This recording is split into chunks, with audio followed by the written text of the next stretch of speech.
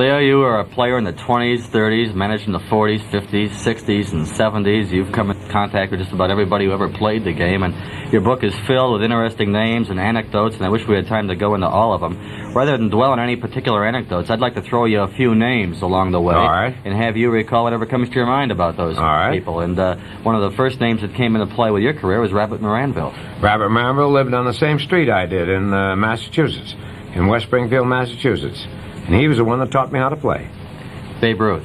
Babe Ruth, when I joined the Yankees, he sawed my bat in half, left only a quarter of an inch.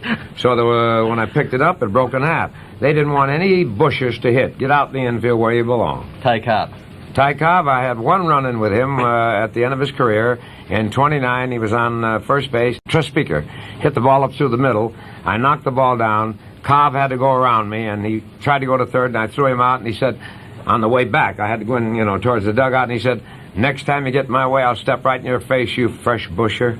That's the only run-in I ever had with him. You never stepped in his way again? I never got it. Well, he retired right after that, and I'm glad he did. I'm glad I didn't play during his era. I mean, they tell me he was a pretty rough man. Lou Gehrig. Lou Gehrig, very quiet. Very quiet, smoked a pipe, played bridge. And, went to bed early every night. Took great care of his body, and it's a crime what happened to him.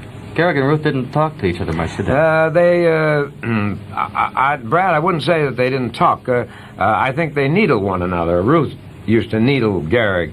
Gehrig would get in front by 5 or 6, 7, 10 home runs, and Babe would rib him and say, well, I'll see you later, son, and when it's all over, you'll be below me, and it always happened that way. He always passed him. Dizzy Dean.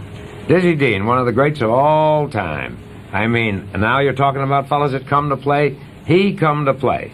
You dig in on him, like they do at home plate, make a hole, time, dig in. He used to fold his arms and watch you. And then when you got through, he'd say, you comfortable? Get a shovel and send for the groundkeeper, because I'm going to bury you right there.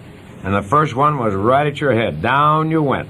And then you stepped in there lightly. He said, that's better. Willie Mays. Willie Mays, best ball player I've ever seen in my life. My first remember of baseball is being introduced to Leo DUROCHER on a Friday night in Philadelphia.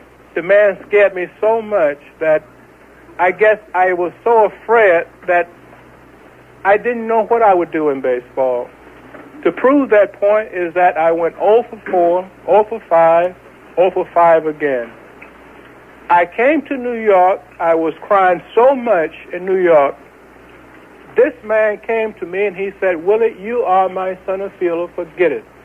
He said, you don't have to hit one thing. From that day on, I went and played like a champion.